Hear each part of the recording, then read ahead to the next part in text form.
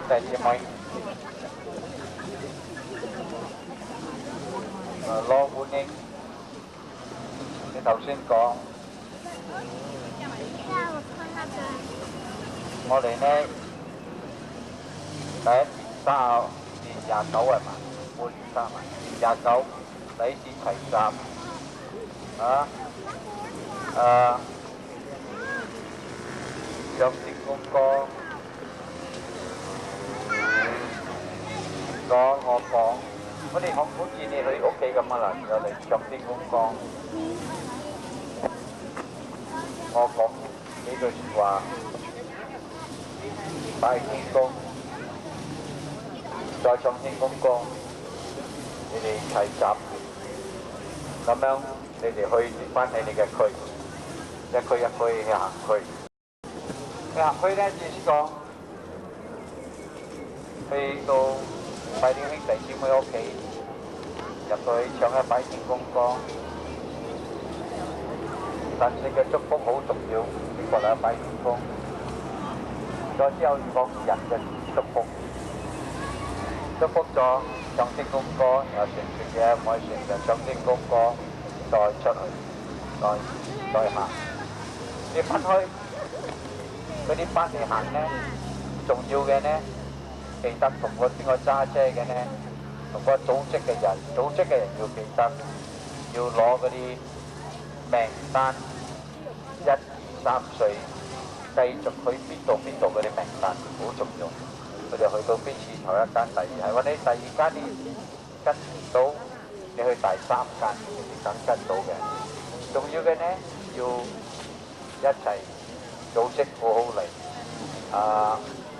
唔好做到隔離零舍啦，有啲人特登學嗰啲隔離零舍，我哋唔好做到去。OK，呢個重要。呢個係俾你知道講，你只過年啦，講至重要嘅拜天公嘅之一嘅考試係考你人本人啊，會咁自私。一路嚟嘅人呢係好自私嘅，我坦白同你講，拜俾自己，拜俾自己，最重要係拜，最重要嘅你拜自己，所以你唔係自私。今年呢，我睇係話嗰啲有跟拜天公嘅，你有跟，你未接受拜天公，我得嘅，我睇。你已經喺屋企嘅拜嗰啲偶像啊，已經攞咗落嚟，加嘅名入去，記住加嘅名入去，去嗰時祝福埋俾佢，呢個好重要。你記得冇？係話嗰啲有加入嚟拜天公嘅，我講乜嘢？係啦，嘅偶像已經交咗出嚟。佢未正式接受拜天公都好，加嘅名入去，可以屋企祝福埋俾你，得冇？得冇？得 ，OK， 祝福好重要啦，你祝福俾你兄弟姊妹。喺呢次我要迎接我哋張金蘭喺台灣翻嚟迎接佢啦，喺度。我希望係話得嘅，跟埋你哋祝福喺住邊度祝福俾你咩都好，你哋做證。咁樣呢，你淨係覺得我哋正式係一個兄弟姊妹 ，OK？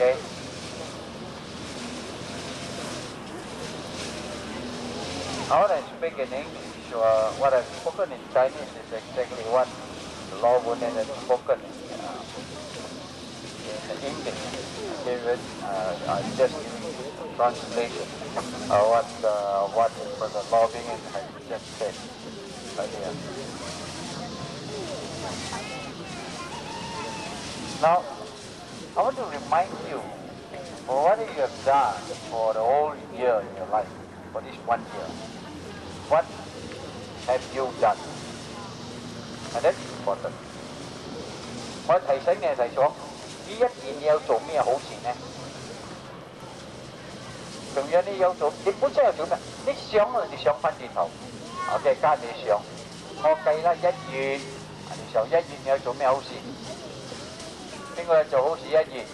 梗有嘅，係話你嗰啲拜天公兄弟姊妹，你掘下拜天公，求俾各家庭嘅人有做好事嘅。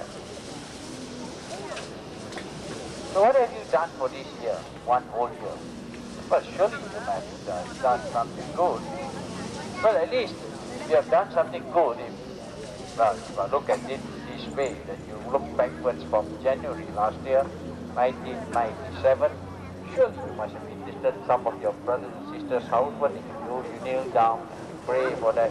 You have knelt down and pray for that brothers or sisters of yours. To show that you are not selfish, that's a good deed that you have done. At least you have done that. I hope at least you have done that. If you have not done that, at least you have fasted.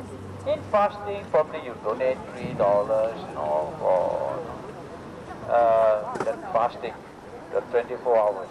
At least you have donated some money. And this money has been used for donations. That's important. Now, what have we donated this money to this year? We donated to what? The AIDS Foundation. We donated to the Kidney Foundation. Yeah, we donated to what else? One more. What was that? North Korean fund. Oh, did we donate to North Korean fund? Yes, North Korean fund. Okay, we donated to 3 groups of people. The North Korean fund, AIDS Foundation, the Kidney Foundation. You have done something. If you have fasted, of course. If you have not fasted, of course, you have done nothing good. 係話你有禁食禁飲嗰個以限度你都捐你啦，今年你捐咗嗰啲女，我哋捐俾咩艾滋病我捐俾嗰啲腰子病捐俾嗰啲韓國嗰啲冇得食你有捐咁好啦，係話你有禁食啦，係話你完全冇禁食1月啦，我都唔知你做咩好1月你冇捐女出嚟，我都唔知你做咩好。你要問翻你有做咩好？你可以平時嘅節目有足夠俾我，係咪有百事嘅？我講1月1、2、3、4、5、6、7、8，有10、11、12百事嘅，你有去冇？係咪你有去？你有祝福俾嗰個人改身嘅？你有做差唔多啦，你做嗰啲好事啦。If you have gone for a funeral and you have prayed for the deceased, at least you have done something good.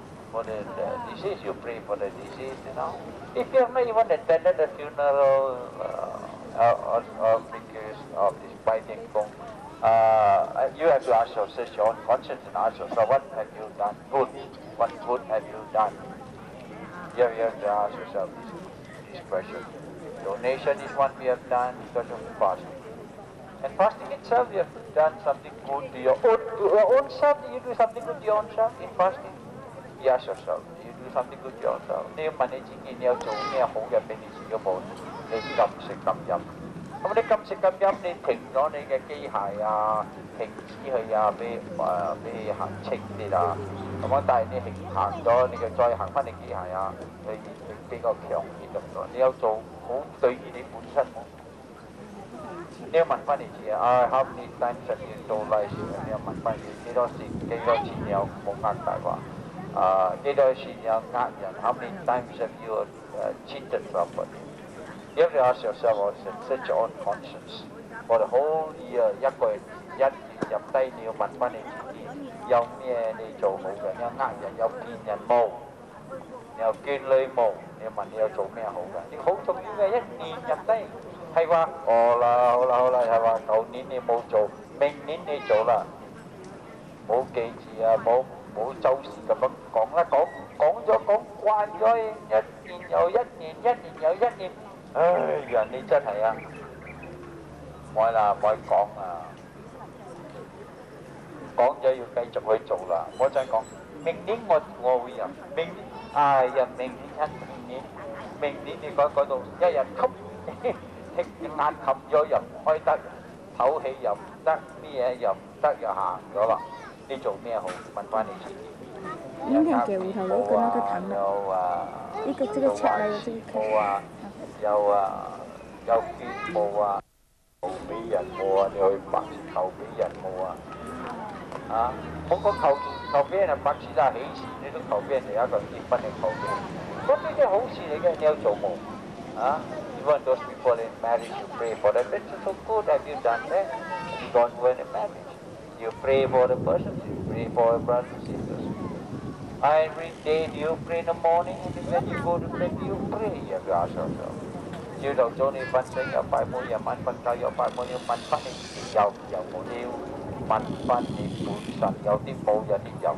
有啲呢頭拜嗰時講大話，呢頭拜嗰時騙呃人，呢頭拜嗰時去做嗰啲啱嘅事。啊咁樣你就保重啦，你自己保重啦。你講明年改，明年改，明年改到今日未改，你點樣好？有啲有犧牲嘅，點樣去犧牲法？你宣傳係犧牲啦，係話你宣傳犧牲你都唔得，哎呀犧牲多少去幫百姓啊？係話你去幫我先犧牲幫少一啲咁多都唔得，我都唔知你犧牲咩係得啊 ？The best thing if you can sacrifice your time to go and preach. If you don't want to go and preach, at least you sacrifice a part of your time if you're retired, come and help Baijan and make don't help myself. Please come and help me now. At least you have done some good for yourself. Who knows what will happen next? Because one of these days, just close your eyes, just wake up, and there you are. You have gone. You ask yourself, what have you done? What sacrifice have you done? Have you sacrificed your time to go and preach to your friends, talk to them? Do you pray for these people who are sick? What have you done? Yeah, that's important. Alright, I'll stop here and I ask you to search your conscience. January, February, March, April, May, June, July, August, September, October, November, December. 好啦，我停止呢次咧，不過叫你審你本人嘅過程，1年入低，你有做咩好？1月、3月、4月、5月、6月、7月、8月、9月、10月、11、12啊！你有去書院冇？做呢咗佢，嗰啲全部你要想啊 ，everything you must think about. Ask yourself, what good have you done? Towards yourself and to others. Is it necessary to do good to yourself? Yes. It is good to do good to yourself. Like exercising, praying to God, exercise, and fighting God, pray to God, you exercise. There's a fighting God, you pray to God, eat and sleep, eat and sleep, eat and sleep. You become like a fat as a pig. I don't know. 好似fighting God問翻你有做咩好對呢啲部分，有啲我有做好多好，我對我嘅都好，食毒品，食毒品咁啊，做咩唔好？好啊，對我好啊，咪食毒品。一陣你有病啊，邊個好？你好啊，邊個好？所以你要做咩對你本身好呢個重要。好啦，我唔可以講點解？我停止嗰時叫你審你本人1年入低嘅做咩 ？OK？ 喺呢次咧，我要讀英文，讀咗英文我翻譯嘅廣東話，盡快文。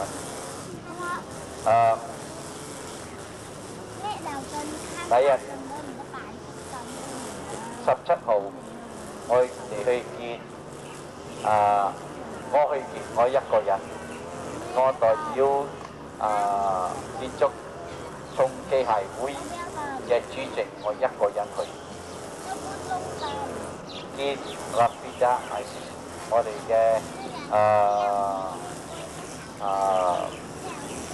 咩部長啊？貿易國際嘅貿易國際。我都唔識講咩，你邊個識嘅講俾我聽啦，講古話。國際咩 ？International Trade and Industry 咩？你哋有讀報紙嘅冇報紙梗就寫立啲大師做咩講俾我聽。快脆，阿東講。貿易部長啊，唔係矛盾啦，部長。貿易部長啊，我嘅國際貿易部長啊。我唔識啊！你哋睇報紙係話你唔識，我仲加唔識，我唔識學字。17號係拜幾拜六，我去見係。喺嗰時呢，我好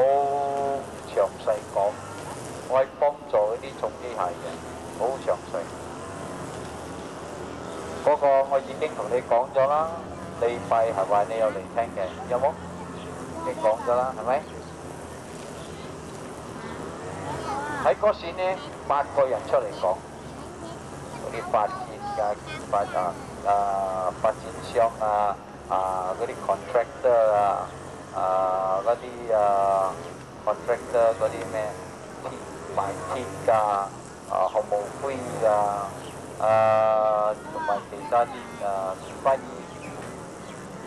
建築有關係嘅，做嗰啲咩ceramic tiles 嗰啲 tiles 做 aluminium 總共8個人講，我講之後係我講我第8個，不過佢哋嗰啲人聽到我講，佢哋都好滿意，坦白講好滿意。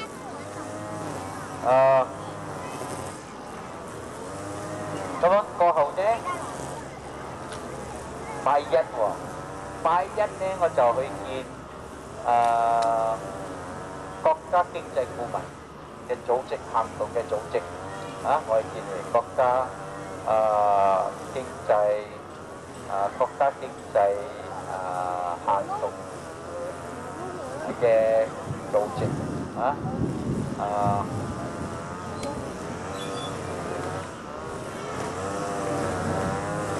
You know, on Saturday, last 17th of January, I gave a speech during a forum with the Minister of International Trade and Industries, Young Forumat Rapid Aziz, and I was the number 8 speaker, and each represent a different group of people, like cement manufacturers association, like aluminium production association, the steel association, the master builders, the housing developers, and the rest, the whole group. I was the number 8 speaker. And each of us had to give a talk on the problems facing the private sector in the light of depreciation of the Malaysian ringgit. So I was the last speaker, and I would say the most powerful and the one with the highest impact on the whole group of people. In fact, when I came out, the people were very happy with me, and they shook my hand and they even congratulated me for my address during that forum with Rapid Aziz. But here on Monday we have a different forum. The Monday forum was a forum with the National Economic Action Council. Now this National Economic Action Council's committee comprised of Tun Daim Zainuddin, Tan Sri Wan Azmi, Tan Sri Datuk Tong Yao Hong, Dr. Zainal Asnan Yusof, Dr. Mahani Zainal Abidin, Dr. Fadil Azim Abbas, and J. Hazza Muhammad Ismail. And I represented the Malaysian Heavy Construction Equipment Owners Association as its president, and I brought along our secretary, Mr. Xian, and then we brought along the engineer from Mega Seva, who is from the subsidiary of Gamuda, which is an engineer by profession. And of course I brought along Lo Sun Yu, who is also an EXCO member of the Malaysia Heavy Construction Equipment Owners Association. 喺呢次呢，我要俾你知道講，拜一嗰啲人我哋見嘅係國家國際顧問嘅。第一係Tun Daim Zainuddin，第二呢係Tan Sri Wan Azmi、Tan Sri Datuk Tong Yai Hong、Dr. Zainal Asnan、Dr. Mahani Zainal、Dr. Fadil Azim、J. Hazza Muhammad Ismail。佢哋嗰時有1、2、3、4、7個人，我哋嗰時有1、2、3、4個人。不過講呢，大部分都係我講啦，都係我講大部分。好啦，有啲人講，真正你嗰次見家嘅經濟顧問講乜嘢？我梗係講關於建築重機械㗎啦，係咪？好啦，我開始介紹咗我哋人呢，我同佢跟有啲跟低我講記得以前80年嘅經濟落後，好多車俾人哋拉翻嚟平賣拍賣咗，俾人哋賣咗攞出國，攞出嚟再收咗賣俾中國，有啲攞嚟賣spare part 攞嚟賣 spare part。過後呢個經濟落後呢，我哋到80年尾我再買，我哋經濟已經好，我哋去買，我哋要賣2倍嘅鋁攞嚟賣2倍嘅鋁買翻嗰啲機器。之前講嗰啲鋁出咗國呢，好成問題，嗰啲機械出咗國係好成問題，到時我哋要出嗰啲鋁要出國咁樣，變咗好成問題。咁我哋嘅提議係對呢個國家嘅經濟顧問呢係講，係話我哋唔會賣平，最後你賣翻貴，到時我哋好咗。同埋我哋唔愛我哋嘅鋁出去外國，咁我哋本身嘅鋁價嘅啲價錢會跌。我哋工會呢要求呢個顧問呢，嗰啲醫生點樣講啊？嗰啲銀業從銀業去借鋁去還俾銀業嘅，我哋要求佢還1/10啊！點解咁樣嘅經濟呢？可能嗰啲人還得要10/10還啊！咁我哋10/10還呢，我哋慢慢還呢，車唔會俾人拉翻啊，係咪？仲有呢講，我哋要求佢嗰啲車外出國呢，我哋要打高佢嘅抽計，咁樣打高佢抽計呢，嗰啲人出國呢會減出國咯。我哋平賣出國出，但係我哋愛買翻嗰次呢，要2-3倍嘅錢嚟買，好麻煩。好啦，here the first proposal is that in order to prevent the recurrence of sell low today and buy high when the economics growth, resulting in cash outflow, which is the root of our rigid legislation, the association requests the NEAC to recommend a restructuring the repayment of the loan leasing and not to repossess equipment even at 1/10 of the loan leasing repayment. It is also recommended that a high export duty imposed for all the heavy equipment. So Mr. Chief informed the panel members that a meeting held at the Ministry of International Trade and Industry on 7th January 1988, chaired by Yang Muhammad Datuk Seri Rafida Aziz, for industries linked to the construction industry. He appealed to the housing developers and master builders to use our local equipment for their overseas contracts. Proposal: the construction industry has linkages to about 140 or more related industries, and as such the association requests the NEAC to recommend to the successful developers, be it the government, corporate, private limited, partnership or proprietorship, to use local heavy equipment as well as the producer of Malaysia, such as cement, aluminum, steel, ceramic, etc., as part and parcel of the contract value. In other words, they get a contract, make use about local produce to export, and use as part of the contract value. This is our suggestion, my suggestion. To be honest with it, in fact, all this I had them brain-bugged. These were all I suggested to help the government on the matters arising out of this accident, I don't know, accident or not, out of this economic crisis. I have to sit down and think, see how best we can help the government, and to give government recommendations and proposals for consideration. Here, whether the government accepts it or not, I leave it entirely to the government. I'm just giving my proposals and on behalf of the Malaysian Construction, Malaysian Heavy Construction Equipment Owners Association. 頭先呢，第二嘅提議嚟講，我哋提議講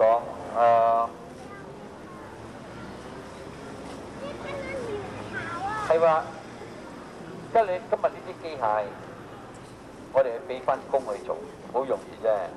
我同知你講係17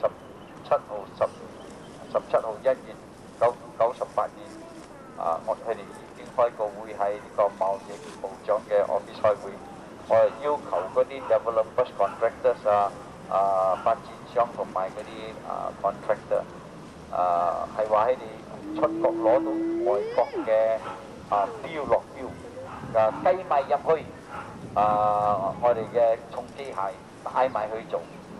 最好嘅咧，馬來西亞嘅出產嘅咧，毛灰嗰啲咩刀咩講 ceramic 刀我哋同埋嗰啲鐵steel 全部用馬來西亞一齊出，我哋全翻計埋嗰個落標嘅價出國去做，咁樣咧全部咪有工做咯呢個我講介紹你希望我接受就飛啦，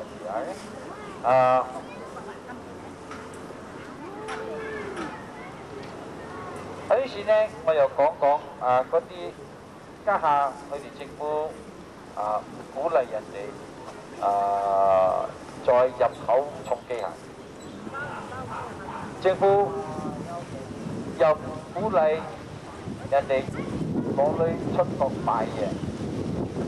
之一嘅呢係講，我哋要申請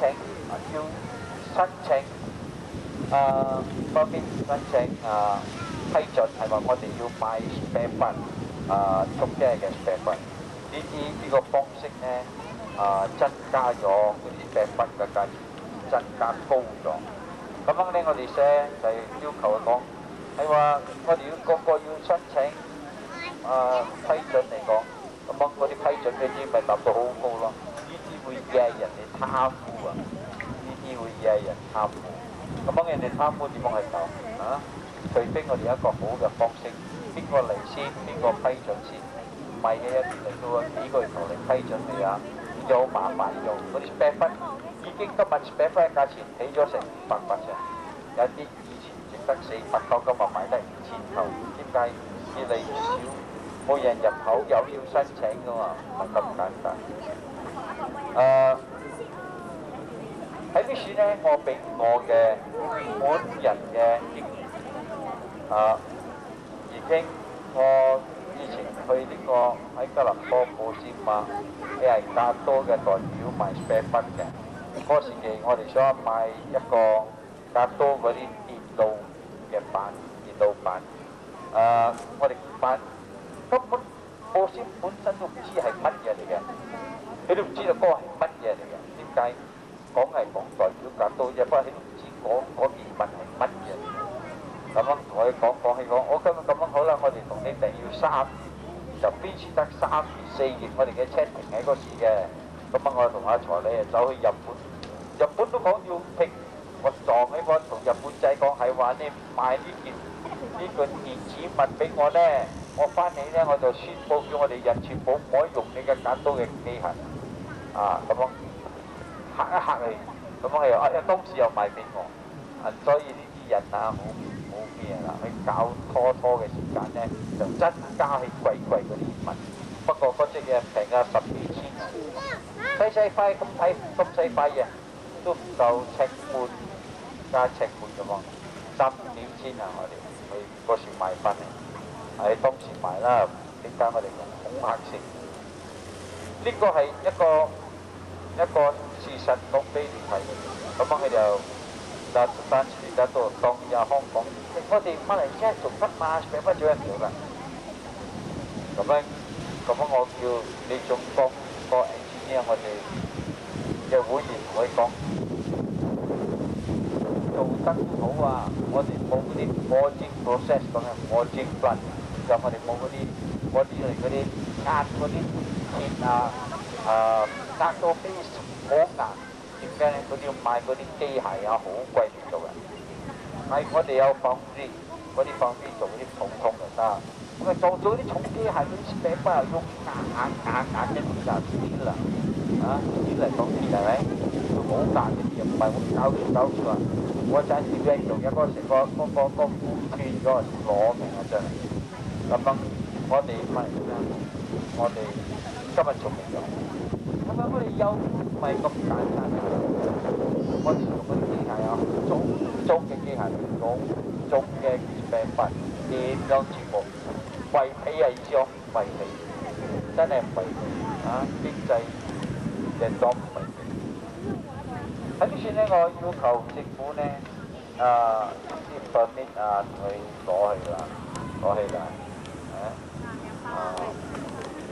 攞起嚟，呢啲出呢啲規律嗰啲咩，又要政府啲人攞起嚟啦，唔可以呢啲咁樣嘅規律啦，咁樣搞到我哋嗰啲 spare part 全部起晒，我哋要求你攞起嚟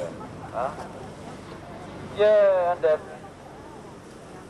on proposal number 3, I pointed out to the NEC that due to the rate of exchange plus the requirement of a permit, the price of heavy goods spare parts had soared ridiculously high to almost about 500%. I pointed out that if and when there is a backlog application for permit, the agency of a particular essential part tends to open to corruption unless a good token system is implemented. As an example, I informed the panel members that the high-tech control chip board of the Kanto rough terrain is unavailable in Malaysia and also foreign to Kanto's spare parts agent posting. Even after much explanation on the urgency, the chip board will only be made available after 3 to 4 months. As such, in April 1997, of course, I went with Brother Chorlai, and we visited Tadano and Kato in Japan. After much hassle, we managed to purchase the chipboard on the spot, which cost more than $10,000. Now, even if you pay $10,000 for this chipboard, it's worth it compared to if you have 18 ton, of course, 18 ton crane, you hire out,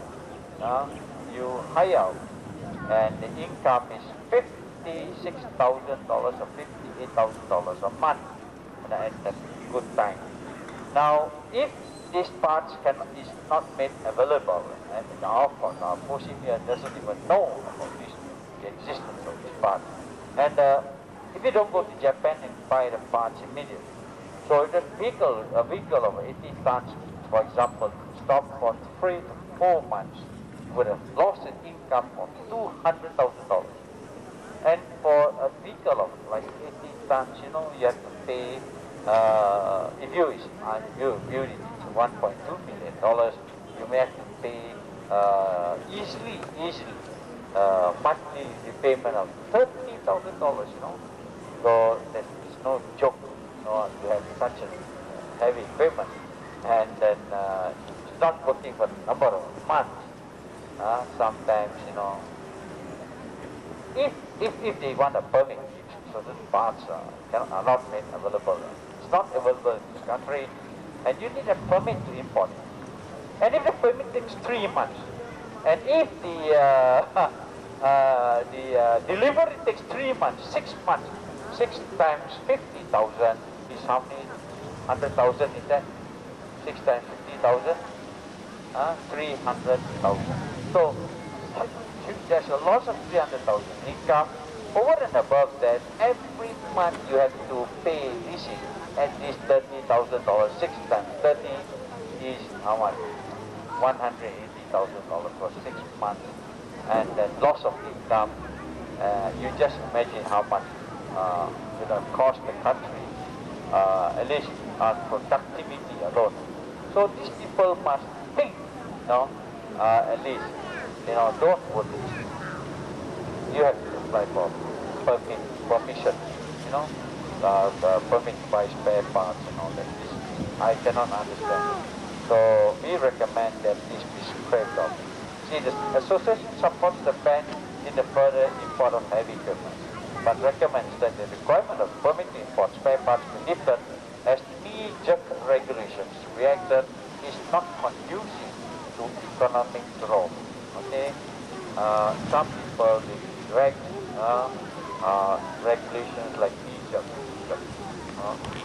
All of a sudden, they react, what rules and regulations. Exactly, one assemblyman got killed. Why nobody can have protrusion? My goodness, we cannot move any heavy equipment. So all these kind of things are very ridiculous sometimes.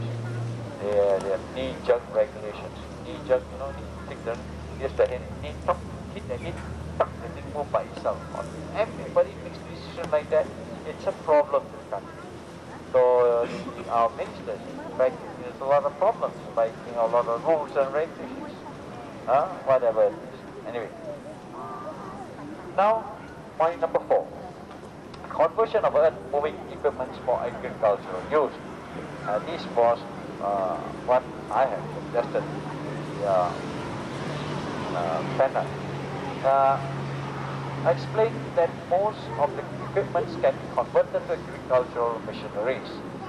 I suggested that Malaysia go big in vegetable farming as that in the United States, whereby we can export the excess produce. The chairman Tun generally appreciated the idea and he wanted to know the acreage required and that the association identifies the land suitable for vegetable farming. I here must stress and say to you that I've explained to the panel of members, I said when I was in the States, I saw miles and miles I can see. They plant nothing but just vegetables. No wonder you go to American self-service luncheon, self-service dinner, you find that every time there are lots of vegetables there, cheap. You serve as much as you like. There's veggie, what do you call that? No, all the veggies, what do you call it, they mix together, you serve, what do you call that? Salad, okay, free serving of salad. They plant mounds and mounds of it. We don't have that in Malaysia, but we have the land. So in view of the high cost in food import, the association requests that the NEAC recommends the location of about 100,000 hectares. Because he asked me, how many hectares do you think, or how many acres do you think require for that vegetable farming?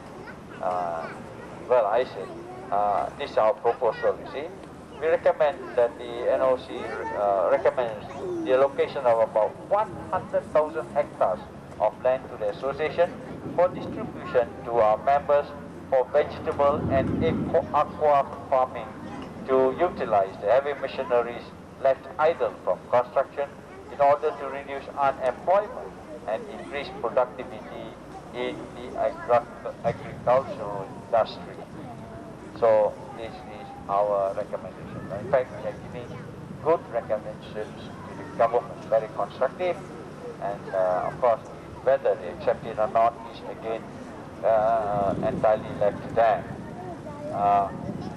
喺呢次呢第四嘅題目係講，我係講我哋嘅機械呢可以做種末菜嘅機械，好多啲嘅改革嘅，係話我哋改得到呢，我哋燒到一幅地啦。我講喺美國我見到我哋種菜啊，哇睇到盡嘅全部係菜嚟嘅，犀利啊！係話你美國睇啊。不過係點解喺度做得佢哋用 mechanized 用嗰啲機械啊去種啊，就咁嘅事。咁樣到第個主席啊都好歡喜，佢講 OK， 咁樣你愛幾多斤地？我係講我哋提議咧俾我哋啦工會派啦啲幅地，我愛打地咧100,000個 hectare 嘅地，100,000個 hectare 係2點幾。acre 一個 hectare 係咪？2點幾？1 hectare 2 point something acres 啊！我講2成二都係200千100,000200千嘅 acre 嘅地又多啦，200幾千 acre 嘅地交俾會，我哋會派俾佢哋嘅啲工力嗰啲會員去叫佢哋種菜。我睇你揾得到食嘅，咁我哋機械入銷出貨，我哋留低翻去。咁我哋嗰啲菜咧又出得過，仲多嘅，成日嗰啲賣菜嘅巴閉到死人。今日又過啲人就1溝，後日你去買呢就嚟過年就2溝。係我哋一下種嗰啲菜種1擺過幾條石嘅，我睇邊個敢起價？我哋平有得賣，有得出國，好冇呢個提議我好多提議呢個第4嘅，依家係我提議俾政府嘅國際顧問嘅好啦，第5嘅係講訓練嗰啲揸機械嘅。我係講啲馬力所講佢哋訓練安全嘅，我都贊成。政府講唔好愛私人化，我都贊成，政府講嗰啲人呢，唔好去隨佢工呢，俾工佢哋做俾佢哋訓練，我都贊成。做咩唔贊成？政府講咩我贊成。不過我同嗰啲政府嘅顧問講，我去過美國，我見到美國嗰啲訓練，美國訓練呢係工人同埋事頭夾住嚟2個去訓練嗰啲人，所以呢工人本人喺嗰時呢，佢係撳低嗰啲價錢訓練人。我去新加坡見到嗰啲訓練嘅，新加坡訓練嘅呢就係 CIDB 新加坡呢訓練嗰啲建築商嘅訓練嘅，咁樣佢有政府嘅部門 CIDB。City 係政府嘅部門construction 嘅發展商嘅industry 點啊？你訓練人嘅發展商嘅訓練，全部係政府嘅。喺呢時呢，我哋馬來西亞同馬來西亞 CIDB 係政府嘅，交俾 ABM 私人化。ABM 係邊個 ？ABM 係 CIDB， 有 IGM。有 MK， 有Darul Ihsan 私人化，咁再交俾個學院訓練嘅，咁樣貴都貴咯。到咁嘅事情，我同政府講，到咁樣嘅行情今日我哋有嗰啲會員有啲佢係事頭，佢又揸機嘅，咁樣佢嗰啲人你收女嘅 contractor 已經走佬咗，收唔到女工有工嚟機，有工吊機，咁樣呢啲咁樣嘢死都死啦。咁樣唔好講1600溝啦，600溝俾叫佢訓練叫俾600溝訓練都成問題我嗰1600溝呢啲我同佢政府講啦，我講我哋要醒啦，我講新加坡已經開始訓練嘅慢，新加坡慢慢一步一步嚟嘅，我哋呢次唔係一下去一定全部要訓練呢，我哋要冇嗰啲我哋冇嗰啲揸嘅嗰啲機械唔準行，唔準揸，黐線嘅，你揸咗幾10年，你講揸唔揸得？為咗咩？我哋唔可以歸類嘅訓練，你嘅訓練可以咩嘅訓練？1600溝，1600溝嘅訓練係咩？你有私人化嘅訓練，私人化已經搞你政府撲雞今日，咁係咪？你睇嗰啲路嘅 plus 係邊個係 UM 嘅私人化私人化邊個攞到幾個有錢到啦？係咪？係咪我講真有冇？有錢到幾個攞到啦？我咪照講你咁多，私人化嗰啲咩咪貴咯？係咪？冇私人化，係話我新加坡政府訓練負責訓練，咁我哋喺馬來西亞，我都同你提醒佢。我講嗰啲 contractor 嗰啲contractor 未開始開工要俾政府 CIDB 0.25% upfront 嗰啲女contract value， 你攞個 contract 100千，你要俾 CIDB 0.25%，個 contract 係要一未開始就俾你，正嚟得開始嘅。咁樣政府攞收呢啲女嚟做咩？收呢啲女嚟訓練人嘛，啱唔啱？啊，訓練人嘛，我同佢講啦，我來訓練我呢啲寫得好清楚啦，係翻表白我都冇辦法啊。咁樣我哋咧提議係講。我哋同呢個講，我哋寫咗俾啲乜咧，好多信都唔可以見我哋，或者唔可以見我啦。可能你知道我係拜天公啦、變心啦，話改見過，今日我有機會見 NEC， 咪講晒出嚟咯，係咪？另外一件事嘅見唔見我？不過我哋提議俾呢個國際我哋馬來西亞政府見到馬來西亞嘅國際顧問嘅經濟顧問嘅，我哋講我哋要求你政府咧。冇2月2號決定我行呢個訓練嘅，我哋要求去 CIDB 政府嘅部門咧直接打理呢個訓練。我哋要求政府 COT 同埋 ABM 呢個兩個私人化嘅中間人取消咗佢，取消佢，咁樣咧我哋價錢減低去，我哋人民使少啲鐳，我哋從更加。會呢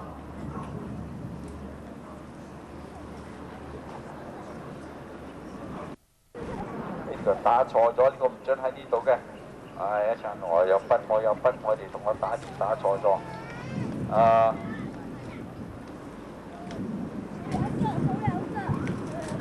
目標去做私人化啦。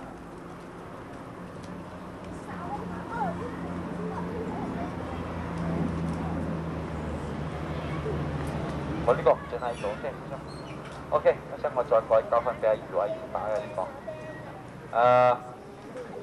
翻返嚟，咁樣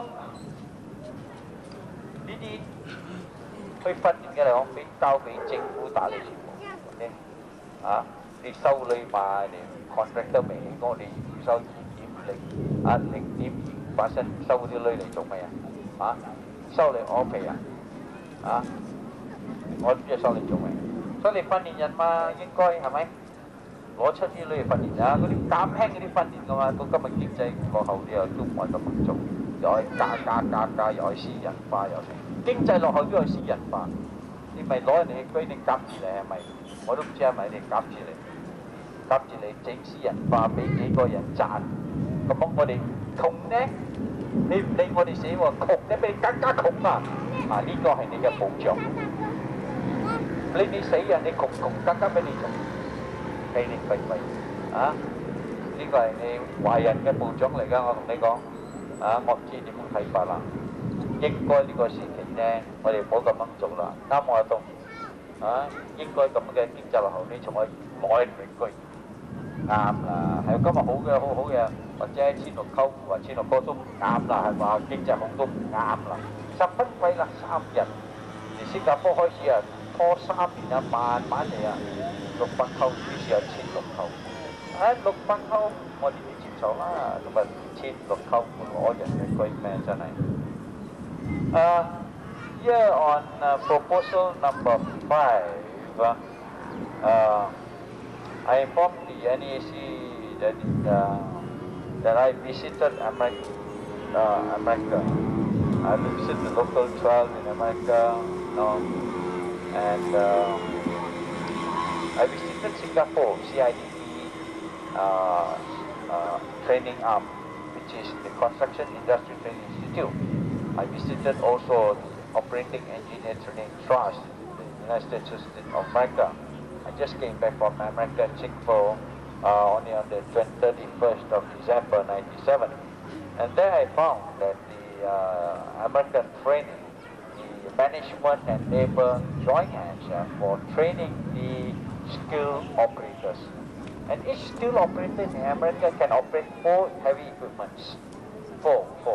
But their training is a long process. But what I'm saying is it's not expensive. As our 3-day, they want to charge $1,600, 3-day and 1-day testing. You know, when Nepalese asked for the safety courses for training, I support. The government also said the suspend plan for corporatization and privatization, I also support. When the government said don't retrench and send the workers for training, I also support. But the thing is this, the training must be reasonable, and when the charges must be reasonable. At a time when the country is in economic crisis and we have to pay through our nose like a fee, like something like $1,600, I do not know what's happening. To me, it is a conspiracy. The people will conspire, connive to cheat the public. And you fix a date because you are in power, you must go, otherwise you cannot. Nobody. People have been driving this for years. Today you say you must go training, you don't go. But we have owners come operators. These owners come operators, I checked with some of them, they cannot collect their debt, they have to pay leasing for equipment, and they cannot afford to pay because they have no jobs, and they are on the verge of bankruptcy now. And yet, you tell them, go and train and pay $1,600. I think this whole scheme is crazy, or a scheme connived and conspired to cheat to force the people to pay what they call, I don't know what it's called. To me, it's a cheat, trying to cheat these people out, you know. Why can't the government take the responsibility? Because the government, the CIDP, collects a levy of 0.25% on the contract value of any job, any contract job. They are collecting this. What is CIDP collecting this money for? Which is not for training the workers. No, let the CIDP be responsible directly for the institute. Also be government responsibility to train these workers. So we make a recognition proposal in view of the economic crisis and the recent statements by the government. The association appeals to the NEAC to advise the minister not to enforce the compulsory requirement of the certified operator on 2nd February until the issue is amicably settled. Of course, we try to meet the minister, but Lim Malek is too great to meet us now. We are so small. He's so great. So he doesn't want to meet us. I don't know why. Maybe it's too great for us. We are too small for him. Anyway, I gave it to the NTAC and I said, not to enforce 2nd February until the issue is amicably settled. We propose that the CIDP be directly responsible for all training, and that COT and ABM as privatized bodies be abolished to reduce costs and to cut public spending to increase productivity. That was our proposal, number 5. Number 6, I refer to section 39.3 of the Road Ordinance Act 1987, which states no person under 21 years of age shall drive a heavy tractor. Only allows a person 21 and above to drive a heavy equipment, but gives exemption to a person of 18 if he were to drive or operate the equipment in the farm. Our proposal is that as our youths today are more mature, the association appeals to the NEAC to consider reducing the age from 21 to 18 for a person to drive and operate heavy equipment on the road. So I'm asking them to reduce the age from 18 onwards so that they can drive the heavy equipment. After all, they are permitted to drive in the farm. Why can't they be permitted to drive on the road? See, today the children, our youth are more mature than the youth of the past. This law which has been built by British during British time, it should go to archives. And these rules have to change. People must be brave enough to change laws, rules and regulations, not to keep more rules and more regulations to regulate people. This we call knee-jerk, what they call regulations, no? Knee-jerk regulations, blatant regulations, no? And this would, it creates corruption. Let them drive at the age of 18. After all, they can drive a car. Let them drive the heavy equipment. What's wrong? Our kids are more mature. So, in view of that, we come to number 7 on vocational schools. At this current economic crisis, in order to further stop the exploitation of exporting cheap repossessed heavy equipment, the association is of the opinion that training of operators of heavy equipment by the Ministry of Education is timely. The Ministry of Education can take over and continue leasing the equipment or to hire them at a low rate for use in training students in vocational schools throughout Malaysia, whilst creating jobs for the experienced operators at school level. We will also prepare our youth when they leave schools at 18. Now, 18. Because you have to change the law, then you can introduce this to the vocational. When they leave schools at 18, they are skilled operators of a minimum of 4 heavy equipment. The operating engineers of the local 12 of California are trained to operate a minimum of 4 heavy equipment. This I found out in America. So I came back, I want to help them to have this implemented. That this only way is to have it in schools. When they start in schools, the student in Form 3, Form 4, Form 5, when they come to Form 5, they will be 18 years old. So when they were Form 3, Form 4, Form 5, they were learning how to drive this within the school and use the equipment. At least minimum 4 equipment they can handle. 4 equipment. When they leave school at the age of 18, you have plenty of operating engineers, and of course they are well trained and well skilled by the Ministry of Education. Again, I used my good thought because I myself was in the education service before, and I make use of this opportunity to introduce this for training of operating engineers in the vocational schools, because I think that this would be the best thing to do at this time, where it is most timely because all these equipments are very cheap for hire. Now, the price of hiring of these equipments have gone down, definitely cheap. So let all these equipments be distributed. In Selangor, how many vocational schools you have? Tak di Northern here today? Tak? Beratang here? No, where is it? Is Beratang here vocational school? How many vocational schools in Pulau Selangor alone? Maybe 5, 6, 7, I don't know. If you have 4, 5, all the equipments that don't need to export, send the equipment to the school, hire cheaply from the operators of these equipment, and then let experienced operators go to the school and teach the students how to use this equipment. And when they come to the age of 18 or 18, they are permitted by law, they can drive this heavy equipment, and they come out and they become good operators. So, Malay has got no problem. Chiu Chuming is helping him solve his problem. Okay? The human resources minister. Huh? So why don't meet me? Huh?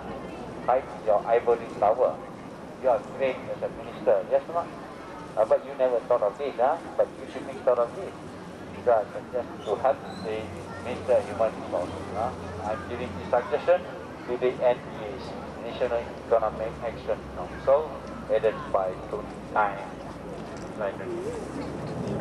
喺呢次呢，我第7嘅提議係講，今日呢啲機械，我哋唔可以俾佢出國，唔可以俾佢出國，我哋有方式嘅，我哋做耕田啊。呢個呢就唔同喎，呢個我哋學校，唔係嗰啲學校，我哋嗰啲藝術嘅學院啊，藝術學院有好多馬來西亞，咁嚟我有好多，呢度都有一間。咁我哋呢啲機械呢，平租俾佢，嗰啲揸機械嘅呢，佢嗰時教。我都有成10年嘅，咪嗰時教咯，教佢揸呢個機，教個機嚟教啲學生揸。到時呢，佢哋又有工做。機械唔需要平賣，又唔需要俾人拉咗拍賣。咁樣呢，咁樣我哋國家又好，到時第日呢嗰啲學生18歲出咗嚟佢哋有權我係提早個大陸嘅呢，我係要求講。39.9呢個 road traffic ordinance 行路呢個法律改咗加個21啦，我哋要求係18歲俾你識做揸得機械。咁我哋呢個學院呢，呢個藝術學院喺吉隆坡嘅呢，我哋全部嗰啲學生我哋派嗰啲機械嗰啲容易租平啦，唔少賣啦。今日我又功德啦，又租俾政府去教嗰啲學生咁樣呢。第日呢，我哋揾到好多啲揸機械嘅。呢個呢係我最近去美國翻嚟，我查到美國去 operating engineers 嗰啲揸機械嘅，一個人識揸4種嘅機械，你揀，你去揸。